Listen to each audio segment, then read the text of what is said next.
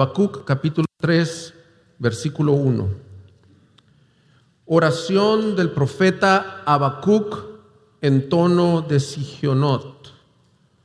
Oh Señor, he oído lo que se dice de ti y temí.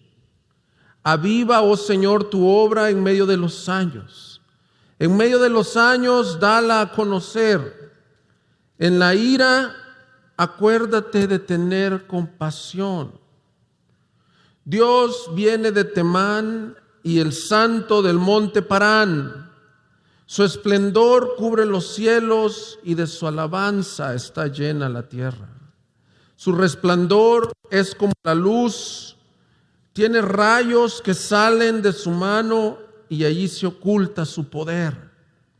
Delante de él va la pestilencia y la plaga sigue sus pasos.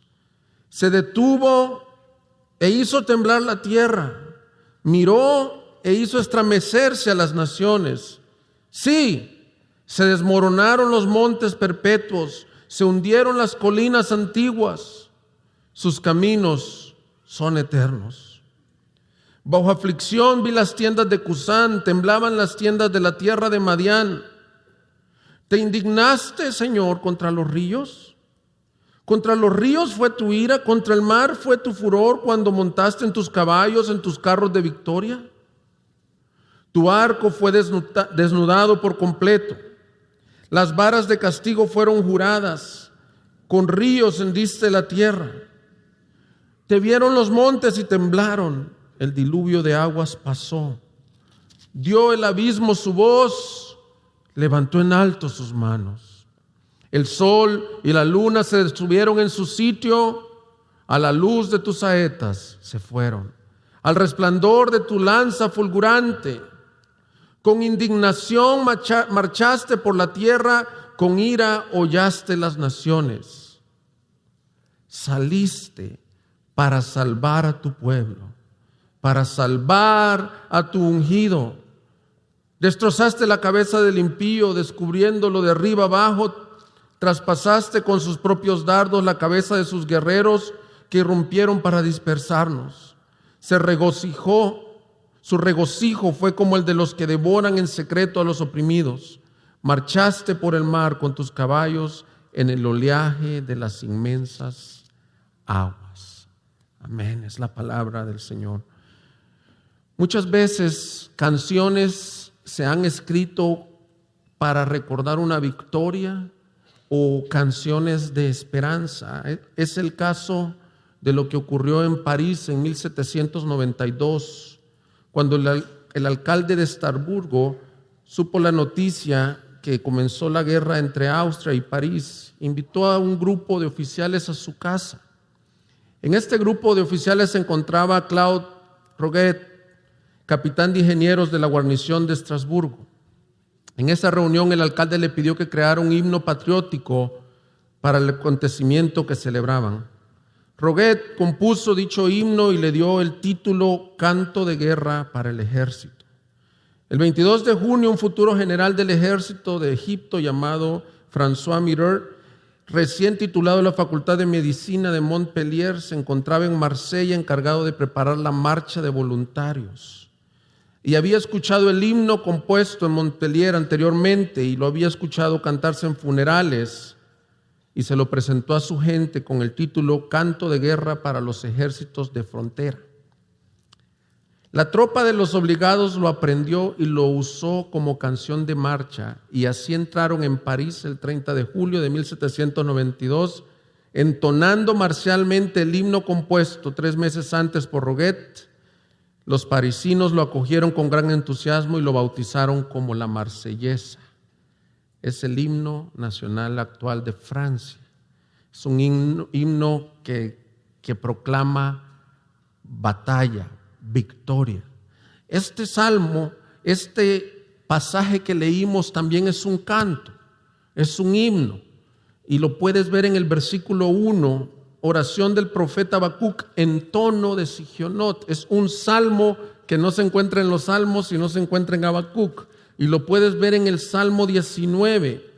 al mero final, la última línea dice, para el director del coro con mis instrumentos de cuerda. Es decir, este canto de Habacuc estaba con la intención de que se cantara, se le diera la música al director del coro y toda la congregación lo cantara. Pero cuando veo la historia de la Marsellesa, que es un canto de guerra, me recuerda y nos apunta un poco de lo que este salmo habla. Este salmo básicamente habla de que el Señor viene para salvar a su pueblo, que el Señor viene a hacer justicia sobre aquellos que han traído una destrucción a Judá. Y la intención es que se cantara. Vamos a recordar un poquito lo que ha pasado en el libro del profeta Habacuc. Lo primero que vemos es que Habacuc comienza en el capítulo 1 preguntando a qué se debe o hasta cuándo va a haber tanta maldad en la tierra de Judá. Y el Señor le responde en el mismo capítulo 1 y le dice que la maldad ha de ser juzgada o va a ser juzgada por el imperio babilónico. Esto causa en Habacuc algo que no le cuadra en su entendimiento y dice, ¿por qué un pueblo más impío que el de Judá va a venir a destruir? Y la descripción en el capítulo 2 de la destrucción que va a traer el babilonio sobre Judá es feroz, es triste. Pero en medio de ese anuncio de destrucción, hay dos versículos que han sido expuestos los domingos anteriores que son la esperanza de Habacuc. El primero es el que le dijo en el capítulo 2, mas el justo vivirá por fe. Es decir, en tiempos de juicio para la nación, los hombres y mujeres van a ser salvos por confiar en Dios, vivirán confiando en Dios. Y el otro versículo antes de este es el que está en el versículo 2:20, pero el Señor está en su santo templo, calle delante de él toda la tierra. Es decir, aunque veas que esto está por destruirse, Dios está bajo control. Entonces Habacuc responde con un salmo de confianza. Es bien interesante, nadie sabe con certeza qué significa el tono de Sigionot, pero sí se sabe que eso era con instrumentos de cuerdas. Y hay varios salmos, como el Salmo 7 y otros salmos que están en tono de Sigionot, y es lo que tienen en común esos otros salmos es que son salmos de confianza total. Entonces, creo que Habacuc responde en un salmo de confianza. Y en esta mañana veremos tres cosas que este salmo hasta el versículo 15 le dan la confianza a Habacuc. Lo primero que veremos es que él puede vivir por fe en tiempos de juicio, pidiendo que Dios avive su obra. Versículos 1 y 2. Lo segundo que veremos es que un hombre puede vivir por fe en tiempos de juicio, sabiendo que Dios viene para salvar. Y tercero, un hombre puede vivir por fe en tiempos de juicio, confiando que Dios traerá juicio sobre sus enemigos, pero traerá salvación sobre su pueblo. Así que comencemos viendo lo primero que él dice. Ahora veamos nuevamente versículos 1 y 2. Oración del profeta Habacuc en tono de Sigionot. Oh Señor, he oído lo que se dice de ti y temí. Aviva, oh Señor, tu obra en medio de los años. En medio de los años, dala a conocer. En la ira, acuérdate de tener compasión. Aquí dice básicamente tres cosas el profeta. Número 1, he temido con este reporte que escucho de ti. ¿Cuál era el reporte o cuál es la obra que él pide que avive? Es lo que vimos en el capítulo 1, versículo 5. Mira qué dice. 1:5. Mirad entre las naciones, observad, asombrad, admiraos, porque haré una obra en vuestros días que no creeréis si se os contara. Porque he aquí yo levanto a los caldeos, pueblo feroz e impetuoso que marcha por la anchura de la tierra para apoderarse de moradas ajenas. Al escuchar dice, he escuchado qué se dice de ti. Dos cosas está teniendo en mente Habacuc. Una, he escuchado que tú eres un Dios cuyo carácter es de justicia, que no vas a dejar impune el pecado. Y yo creo, hermanos, que viendo esta aplicación aquí de inmediato en este tono, en este texto, ¿has visto tú o conoces tú al Señor que es un Dios que juzga justamente y severamente el pecado?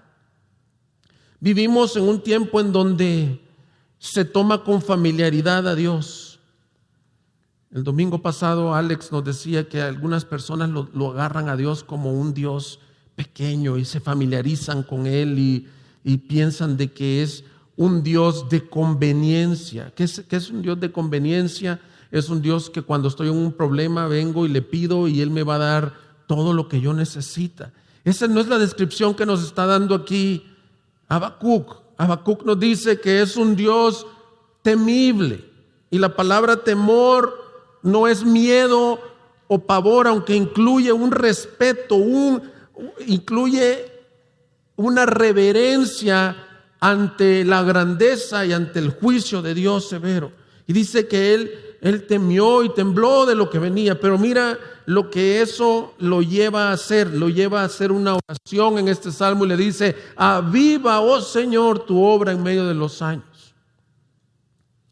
Y yo por mucho tiempo entendí ese versículo, aviva tu obra, se me figuraba como un avivamiento espiritual. Ese es un lenguaje bien común en estos tiempos, decir, estamos teniendo reuniones de avivamiento o hubo un avivamiento en la ciudad, y a lo que se refiere es muchas veces de que hay unas reuniones en donde se manifestó el Señor y en algunos lugares es genuino y en algunos lugares no ha sido genuino.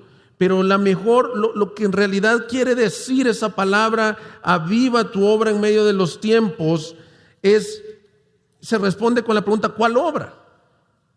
La obra que él está pidiendo que avive es la obra de traer al caldeo y de ejecutar sus juicios. Pero las segundas frases que está ahí nos dice qué es lo que está pidiendo en realidad. Está pidiendo tres cosas. Está pidiendo que avive su obra, que la dé a conocer y que en medio de la ira, en medio de ese juicio, tenga misericordia para salvar. La palabra aviva quiere decir dale vida. Dale vida. Y lo que él estaba diciendo es, en otras palabras, es: Señor, preserva vidas. En medio del juicio que viene, salva vidas, preserva vidas. Segundo que le decía, en medio de este juicio que viene, date a conocer, que se sepa que no es el babilonio el que viene a destruirnos, sino que esto fue por mandato del Señor y que Él está ejecutando su juicio. Dala a conocer. Y sobre todo le dice: Señor, ten misericordia en medio de la ira, manifiesta tu misericordia. En ese sentido, hermanos, sí podemos pedir un avivamiento. Un avivamiento no solo de reuniones, no solo de tener emociones espirituales, sino que podemos pedir claramente que suceda esto en estos tiempos. Que Dios avive su obra. ¿Cuál es su obra entonces? Que Dios preserve vidas en estos tiempos, que Dios salve personas, que Dios se acuerde de tener misericordia de los perdidos. Eso lo puede pedir la iglesia. Mira lo que decía Jonathan Edwards, que es un avivamiento. Él lo describía así: es una visitación especial de Dios en la cual Él muestra su mano poderosa, trayendo conversión a las naciones, un fuerte sentido de pecado y una revelación fresca y urgencia por su gloria. Trae muchas cosas ahí, pero un verdadero avivamiento. Jonathan Edwards fue usado en los años 1700 en los Estados Unidos para lo que se conoce como el gran avivamiento o el gran despertar de los Estados Unidos. Y hubieron lugares en donde se hablaba que había avivamiento, y él escribe un libro en donde él compara lo que es un verdadero avivamiento y lo que no es un verdadero avivamiento. Y las características que él dice es que en un verdadero avivamiento, las voy a volver a repetir algunas, es que Dios muestre su mano poderosa trayendo conversión, un fuerte sentido de pecado y una revelación fresca de quién es Dios. Eso, él decía, esto es un verdadero avivamiento. Y en ese sentido, nosotros podemos acompañar a Habacuc en la oración. Decir, aviva tu obra, Señor, ejecuta tus juicios, pero en el juicio, acuérdate de salvar.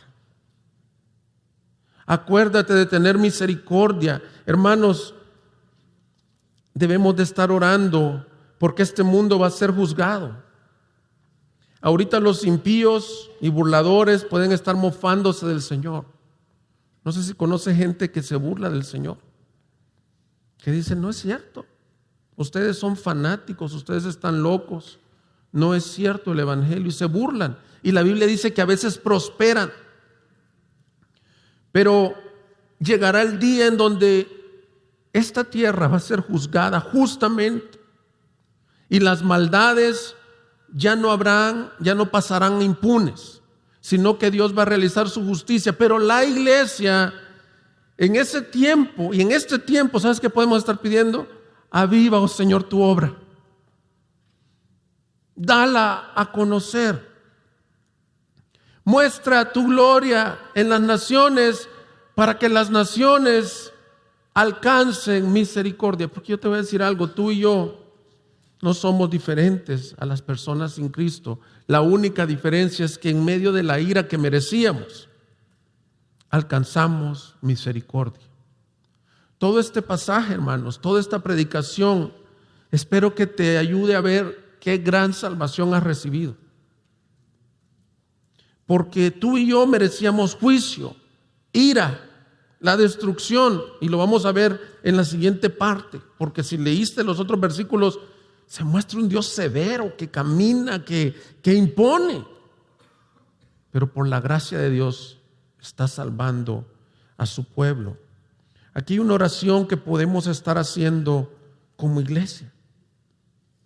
Habacuc 3:2. Y en otras palabras, o parafraseándola, podría estar la iglesia orando: Señor, acuérdate de tener misericordia. Señor, salva a las naciones. Señor, aviva tu obra de justicia divina. Señor, dala a conocer.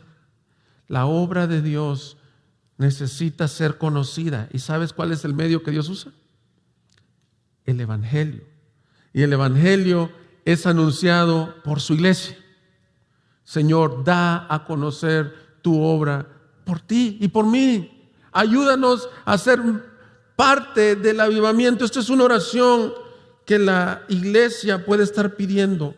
En pocas palabras, este primer punto, entonces, volviendo a que es un salmo de confianza. ¿Cuál es la confianza entonces de Habacuc? Resumiendo esta oración, la confianza de Habacuc es que Dios va a ejecutar juicio, pero que Él va a avivar su obra de salvación. Que Él se va a acordar de tener compasión en medio de la ira.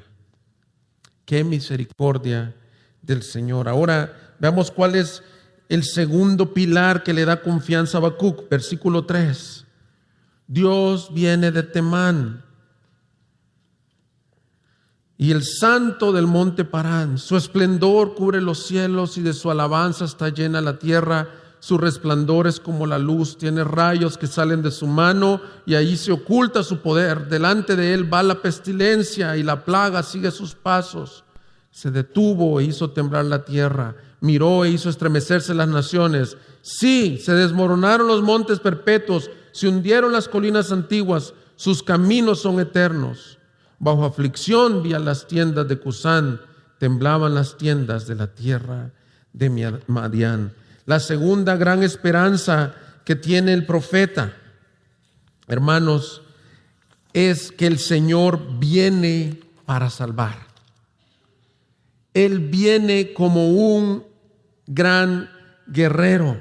Aquí Habacuc hace el uso de lo que se conocen como teofanías o representaciones de Dios en formas humanas para que lo entendamos. Y lo que él presenta es como un gran conquistador que viene. Es impresionante lo que dice. Dice que viene el santo y su esplendor cubre los cielos. Esa palabra esplendor es su luz, su gloria cubre los cielos. Es tan glorioso que Él viene caminando, es una figura, es una teofanía. Él viene caminando y los cielos se cubren de la gloria de Dios. Y lo único que le queda alrededor en la tierra es que la tierra se llena de su alabanza. En la antigua Roma, cuando venía un gran conquistador, se celebraba un evento que se llamaba la Victoria. El espectáculo consistía en un desfile militar que recorría un itinerario que comenzaba en el Campo Marte para entrar en la ciudad y pasaba por la puerta que se llamaba Puerta Triunfalis. De ahí llegaban al foro y al Circo Máximo y venía caminando el conquistador y sus siervos venían tirando las coronas de laurel. Obviamente esto se escribió mucho antes que el Imperio Romano, pero esa figura nos ilustra. Imagínate aquel gran conquistador entrando y marchando, y es lo que dice, lo que Habacuc dice: esto es mi esperanza. Si el libro de Habacuc se hubiera quedado hasta el capítulo 2, se hubiera quedado sin esperanza. Mi esperanza es que el Señor viene. Esa fuerza de este párrafo que leímos es que el Señor viene en gloria y viene para salvar. En pocas palabras, Él está diciendo: Dios viene poderosamente. Ese monte Temán y el monte Parán recuerdan, Habacuc está recordando un poco cuando el Señor se manifestó en el monte Sinaí. Están cerca de la región de Sinaí. Está hablando del Éxodo.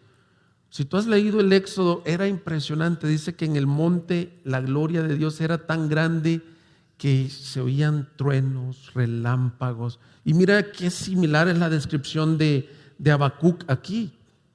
Dice: rayos brillantes salen de sus manos. Obviamente todo esto son, como les digo, teofanías, pero lo que está diciendo es, mira lo que dice, pues ahí está escondido su poder. Una buena pregunta en este texto sería hacernos: ¿qué es la gloria de Dios? Porque nosotros decimos la gloria de Dios y manifiesta tu gloria. ¿Qué es la gloria de Dios? Los teólogos han definido la gloria de Dios como la suma de sus perfecciones. Yo en otras veces lo he dicho así: todos tenemos atributos y defectos. Dios solo tiene atributos o perfecciones. Y suma sus atributos: su bondad, su misericordia, su perdón, su santidad, su grandeza, su omnisciencia, su omnipresencia. Todo eso súmalos como en un diamante. Y eso es la gloria de Dios, es la belleza, la suma de todo su esplendor. Pero volviendo a lo mismo, y esto, ¿cómo se aplica a nosotros? Hermanos, nosotros tenemos un Dios glorioso que dice que la respuesta pertinente o la respuesta correspondiente, ¿qué dice que es? La tierra se llena de su alabanza. La respuesta correcta del Señor es adoración, asombro. Su gloria es tan impresionante que cada vez que en la Biblia se menciona la gloria de Dios, se menciona con esta palabra en hebreo, tiene una connotación como un peso. Cuando dice que se manifestaba la gloria de Dios, era como un peso que no dejaba a la gente levantar su rostro. De hecho, cuando consagraron el templo de Salomón, dice que la gloria de Dios se hizo presente y que los músicos estaban listos para tener un gran servicio de adoración. Y dice que cayeron todos al suelo y no podían ni levantar sus rostros de la gloria de Dios.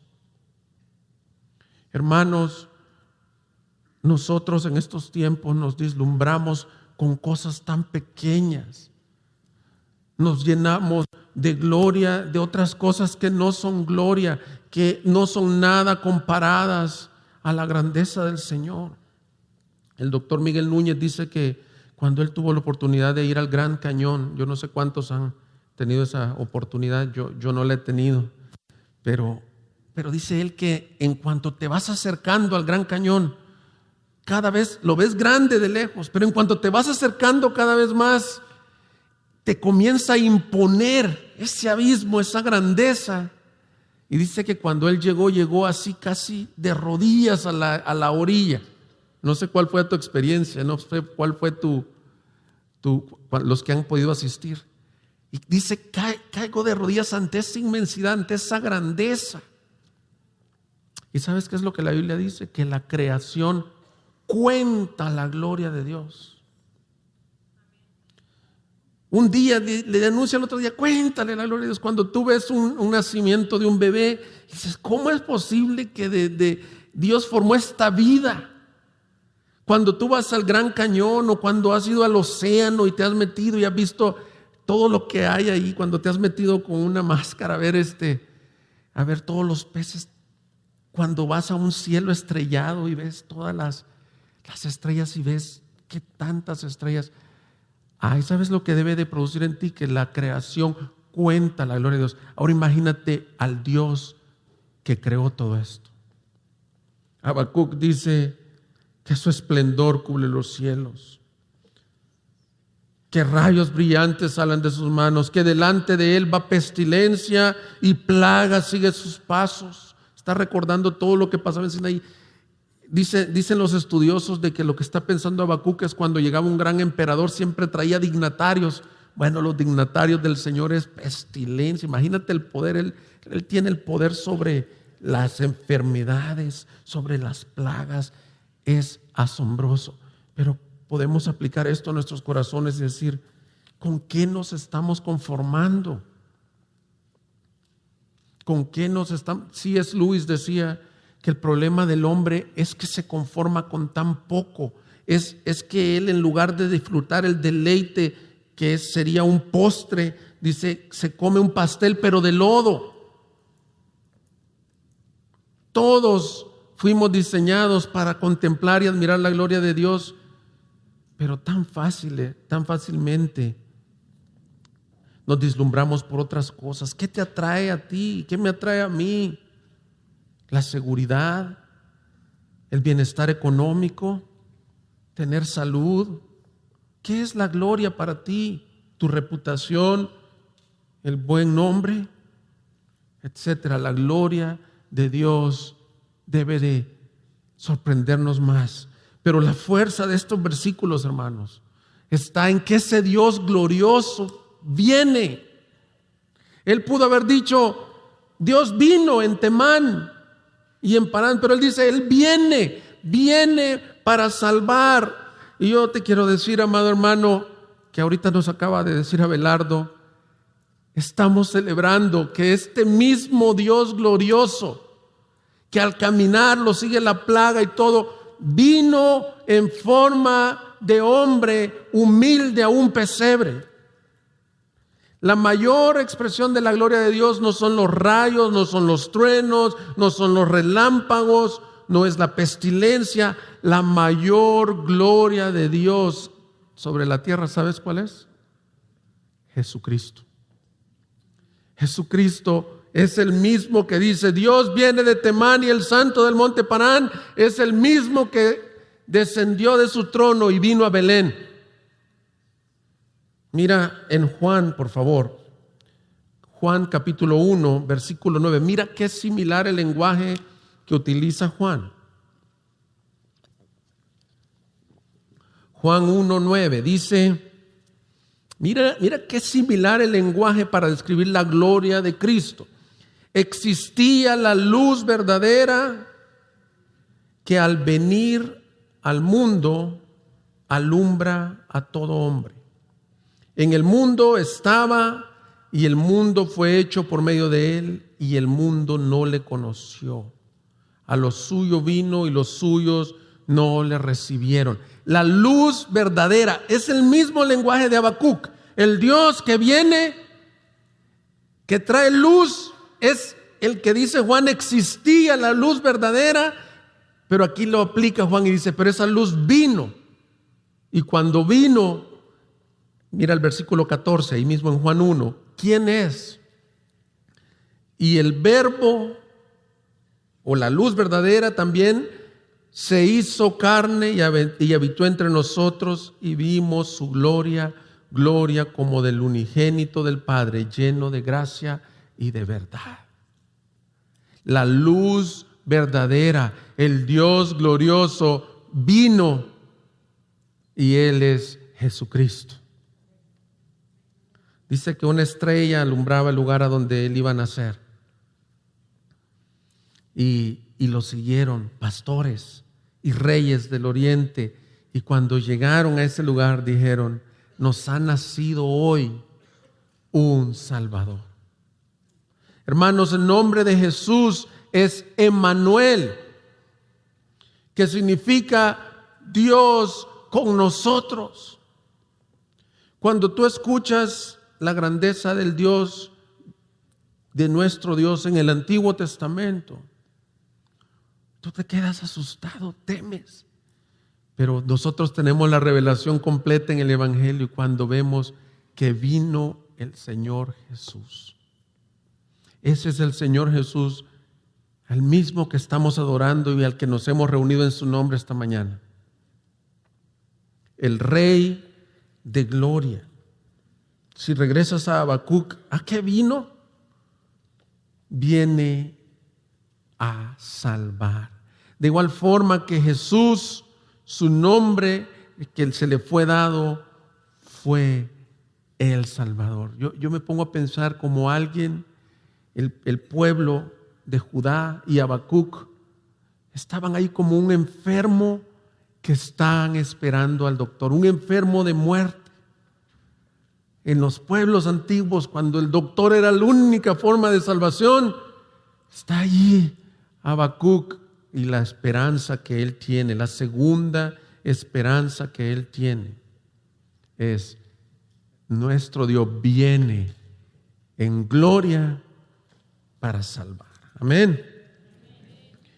Entonces la primera gran esperanza es que dijimos es que Dios aviva su obra de misericordia y de salvación en estos tiempos. La segunda gran esperanza que le da el Señor a Habacuc es que Dios viene. Y nosotros sabemos que Él vino en el nombre de Jesús. Y la tercera gran esperanza que veremos se encuentra en los versículos siguientes. Es que Él confía en que Dios va a traer juicio sobre Babilonia. Pero no solo juicio sobre Babilonia, sino salvación sobre su pueblo. Leíamos en el 8, dice, ¿te indignaste, Señor, contra los ríos? Contra los ríos fue tu ira, contra el mar tu furor, cuando montaste en tus caballos, en tus carros de victoria. Tu arco fue desnudado por completo, las varas de castigo fueron juradas, con ríos hendiste la tierra, te vieron los montes y temblaron, el diluvio de aguas pasó. Dio el abismo su voz, levantó en alto sus manos. El sol y la luna se detuvieron en su sitio, a la luz de tus saetas se fueron, al resplandor de tus lanzas fulgurante. Con indignación marchaste por la tierra, con ira hollaste las naciones. La palabra hollaste es cuando pisaban sobre las uvas para que saliera el vino. Eso está diciendo, con ira, con indignación, lo menciona 2 veces. Hermanos, creo que este es un tema que no se predica mucho. De hecho, es un tema descuidado. Es el tema de que Dios viene y vendrá a juzgar a sus enemigos. Como nos han estado explicando, como nos dijo Abelardo, esta profecía tuvo un cumplimiento. ¿Se recuerdan la ilustración que usó Abelardo? Como 2 montañas, que a lo lejos tú lo ves como una montaña. Eso tuvo su cumplimiento. Eso le dio esperanza a Habacuc. Cuando él escribe este salmo, dice: yo confío en que estos babilonios nos van a ser usados para traer juicio, pero que tú vas a venir y vas a venir con tu arco. Las palabras saetas son flechas, con su arco listo para castigar al babilonio. Pero ese juicio apunta al juicio final de las naciones. No es un tema muy predicado, no es un tema muy agradable, pero es una realidad. Y yo creo que esto nos debe de motivar a que te des cuenta de que hemos sido salvos. Viene el día en donde las naciones serán juzgados.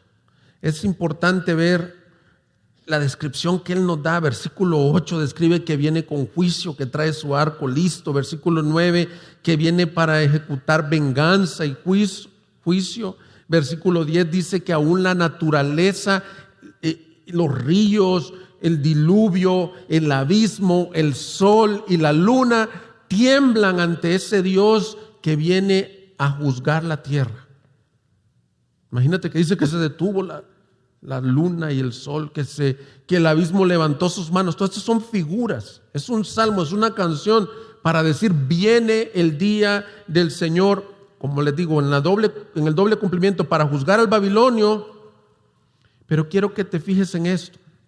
Quiero que te fijes qué tan similar es este lenguaje al lenguaje que Juan usa en Apocalipsis. Yo recuerdo cuando estuvimos estudiando la serie de Apocalipsis, no a todos nos agradaba escuchar eso, que el sol, la luna, que cataclismos, que el abismo, que todo esto, y decíamos: ¿por qué? Porque Apocalipsis nos presenta que ese Jesús que se hizo verbo, que se hizo carne, que vino humilde, un día regresará como un gran guerrero y va a hollar o va a pisar a las naciones que se han burlado, que han ofendido su gloria. Y tú, como pueblo de Dios, debes de dar gracias que has sido librado de ese juicio. Todo crimen, toda calumnia, toda violación, todo robo va a ser juzgado en aquel día. Este pasaje apunta al gran juicio que vendrá. Este mensaje no se predica muchas veces. De hecho, en las últimas predicaciones y discusiones de grupo de casa, cuando se hacía la pregunta: ¿qué te produce pensar que Dios juzgará a las naciones?, muchas de las respuestas de las personas fue que les era difícil creer que Dios juzgara con tanta severidad. Otros decían de que se les hacía muy severo o muy injusto. Lo que pasa es que cuando tenemos ese pensamiento no te das cuenta de esto. ¿Qué tanto ha ofendido el pecado la gloria de Dios? Dice la Biblia que en la cruz Jesucristo llegó un momento donde dijo: Padre mío, ¿por qué me has desamparado? ¿Y sabes por qué dijo esa expresión? Es porque todos los pecados de la humanidad estaban siendo puestos sobre Él. Y la ira de Dios, el juicio de Dios fue sobre su Hijo Jesucristo en ese momento, y Dios no puede ver el pecado, pero el pecado es severo, el pecado es ofensivo, ofende la gloria de Dios. Y lo justo, hermanos, es que todo el mundo merecemos la paga del pecado. Horrenda expectación de juicio. En Romanos vimos que decía que acumulamos juicio, acumulamos ira para el día del juicio. Si me puedes acompañar, por favor, a Apocalipsis, el último libro de la Biblia. La idea de juicio puede ser ofensiva para alguna gente porque no entendemos la ofensa que el pecado le ha hecho a la gloria de Dios. Mira este otro pasaje que es similar, es al de Habacuc. Nuevo Testamento, Antiguo Testamento, Apocalipsis 19:11, por favor. Apocalipsis 19:11.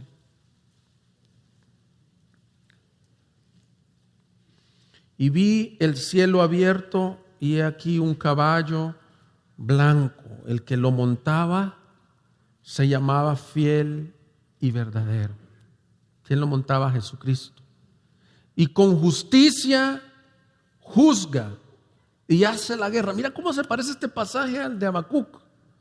Sus ojos son una llama de fuego y sobre su cabeza hay muchas diademas y tiene un nombre escrito que nadie conoce sino él, y está vestido de un manto empapado en sangre y su nombre es el Verbo de Dios. Y los ejércitos que están en los cielos, vestidos de lino fino, blanco y limpio, le seguían sobre caballos blancos. De su boca sale una espada afilada para herir con ella a las naciones y las regirá con vara de hierro. Mira qué similar el lenguaje. Y él pisa el lagar del vino del furor, de la ira del Dios Todopoderoso. Y en su manto y en su muslo tiene un nombre escrito: Rey de Reyes y Señor de Señores. Hermanos, viene el día del juicio. Pero ¿sabes cuál es nuestra esperanza? ¿Sabes cuál es nuestra esperanza? Que ese día algunos lo recibiremos como Salvador y otros lo recibirán como juez. Él es el Cordero y el León. Nuestra esperanza es que tú y yo también éramos enemigos de Dios. Nosotros también nos burlábamos de Dios, lo despreciábamos. Piensa en tus pecados particulares. Piensa cuántas veces tú despreciaste o te burlaste de la cruz o de Dios o de alguien que te llevó el evangelio. Piensa en los pecados que has hecho que te son difíciles a ti mismo perdonarte, que tú sabes que has ofendido personas. La Biblia dice que no hay justo ni aun uno.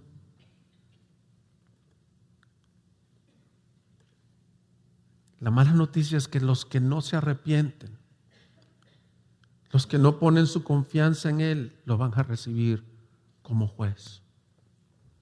Pero la buena noticia es que dice la Escritura que de modo que si alguno está en Cristo, nueva criatura es.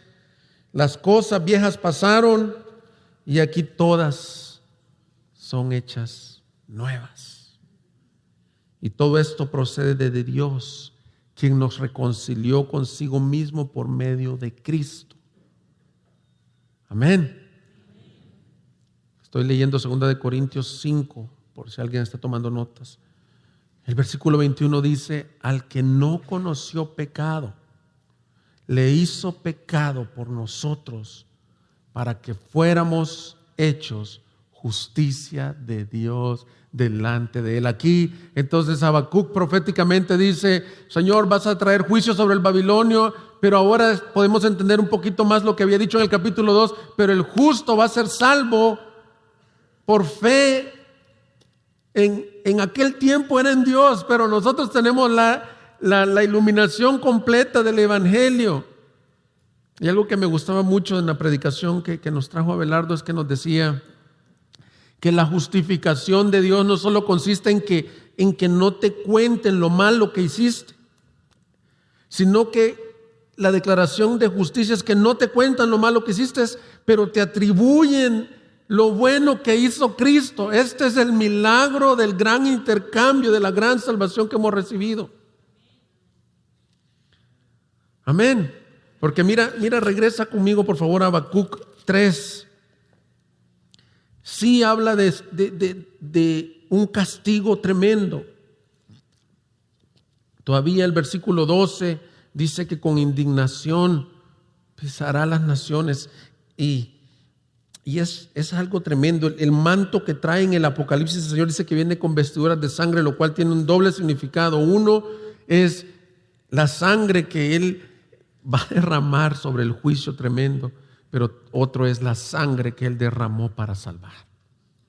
Porque mira el versículo 13. Después que ha descrito que viene en juicio para el babilonio, para las naciones, el versículo 13 contiene las mejores noticias de este mensaje para nosotros.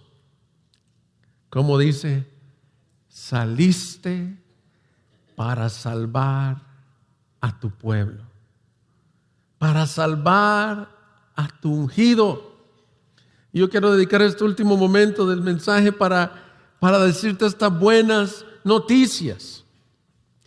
Cristo, nuestro Padre en los cielos, vino a salvar.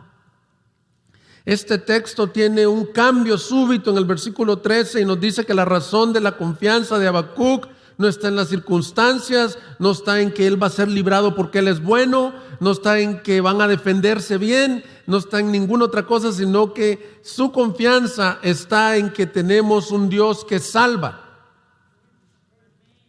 un gran Salvador. Y mira el amor especial que Dios tiene para su pueblo. Dios vino a salvar a su pueblo, para salvar a su ungido. Finalmente, este pasaje termina dándonos la razón gloriosa por la cual Habacuc podía tener esperanza en medio del juicio. Y es porque él sabía en el Dios que había creído. Que se venga por decir todo, pero Dios me salvará. ¿Sabes cómo que se me viene la imagen? Es como cuando los ejércitos aliados en la Segunda Guerra Mundial liberaron los campos de concentración nazis. En Austria, en Polonia. Cuando ellos llegaron a esos lugares, habían dos tipos de personas en esos campos de concentración. Unos que habían sido puestos en ese sufrimiento, los judíos. Unos que estaban esperando la salvación. Y otros, el ejército nazi que había sido quien los había puesto bajo ese sufrimiento, tenían que temer. Su hora había llegado. De igual forma, en la tierra hay dos tipos de personas que esperamos la venida del Señor. Aquellos que podemos identificarnos con el versículo 13 y decir, saliste para salvar a tu pueblo. Somos tu pueblo, Señor, y por lo tanto la ira de Dios pasó sobre nosotros. No llegó a nosotros, pero pasó sobre nosotros. Hermano, ¿estás agradecido por eso? El objetivo de todo este mensaje es que te vayas dando gracias a Dios porque te salvó de su juicio y de su ira. Y luego la parte que dice para salvar a tu ungido es una parte difícil de entender. De hecho, creo que según los comentaristas está hasta un poco mal traducida. Una mejor traducción podría ser saliste a salvar con tu ungido, lo cual nos hace mucho sentido de este lado del Antiguo Testamento. Las opciones serían que saliste para salvar a tu ungido, es que se está refiriendo a Israel como el ungido. Sería la única vez en todo el Antiguo Testamento que se usa el ungido, que es la misma traducción de la palabra el Mesías para Israel. Sí se ha referido como sus ungidos, pero ahí está diciendo el ungido. Esa sería la opción 1. La opción 2 sería que cuando dice saliste para salvar a tu ungido, se está refiriendo a Ciro, rey de Persia, que vino y fue usado históricamente y salvó, decretó la salida de Israel de Babilonia. Pero con el entendimiento que nosotros tenemos en el Nuevo Testamento, la salvación de Dios se da por medio de su ungido.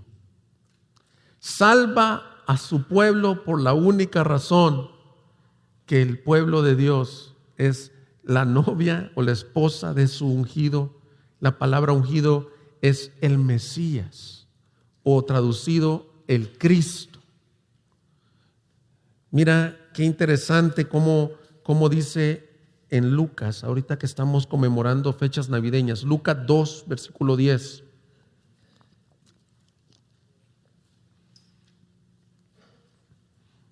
Mas el ángel les dijo: no temáis, porque he aquí, Lucas 2:10, mas el ángel les dijo: no temáis, porque he aquí os traigo buenas nuevas de gran gozo, que serán para todo el pueblo. Porque os ha nacido hoy en la ciudad de David un Salvador, que es, esa palabra es la misma, que es el ungido, el Señor, que es Cristo, que es el Mesías.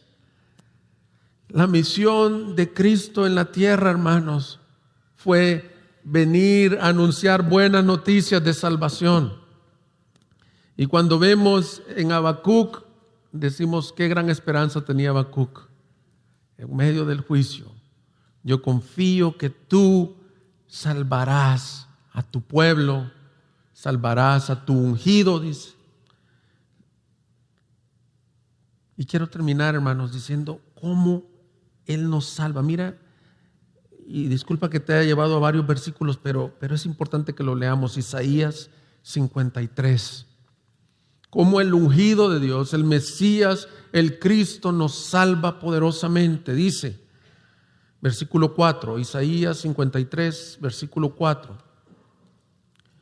Ciertamente Él llevó nuestras enfermedades y cargó con nuestros dolores. Está hablando del Mesías.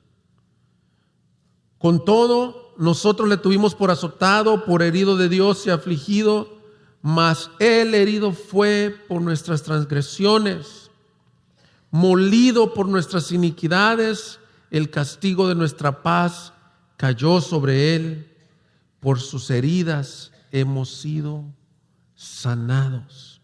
Todos nosotros nos descarriamos como ovejas, nos apartamos cada cual por su camino, pero el Señor hizo que cayera sobre Él la iniquidad de todos nosotros.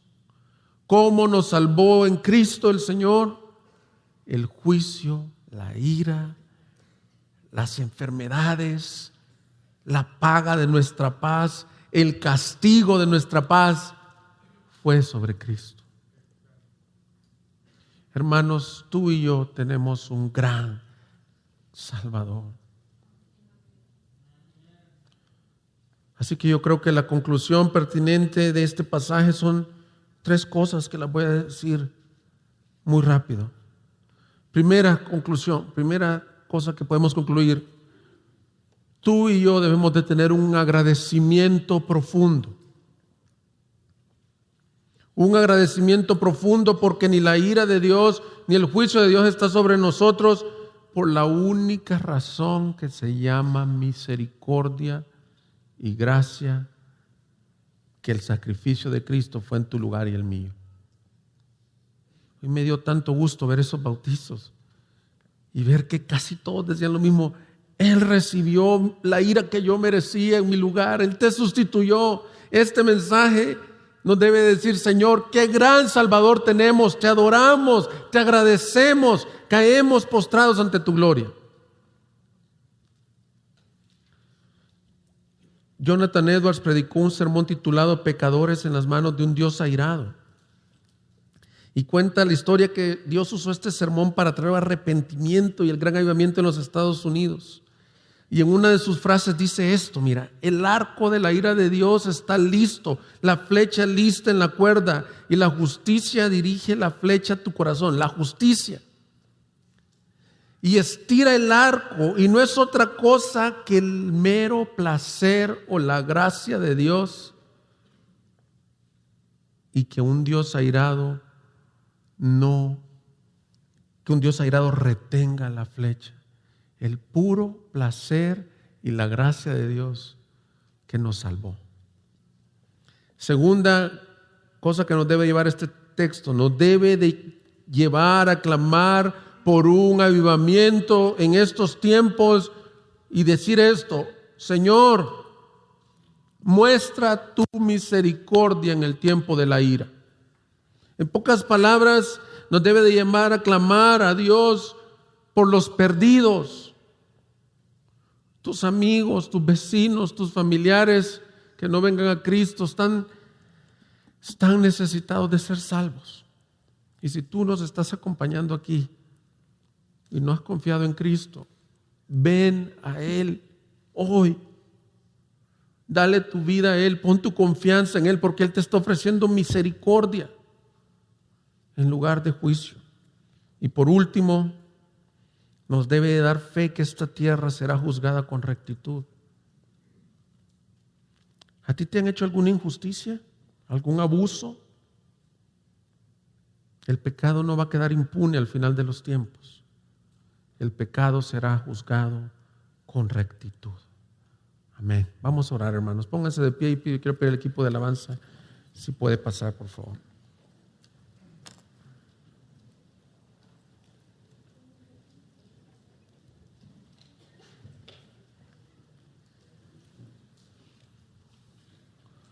Gracias, Señor.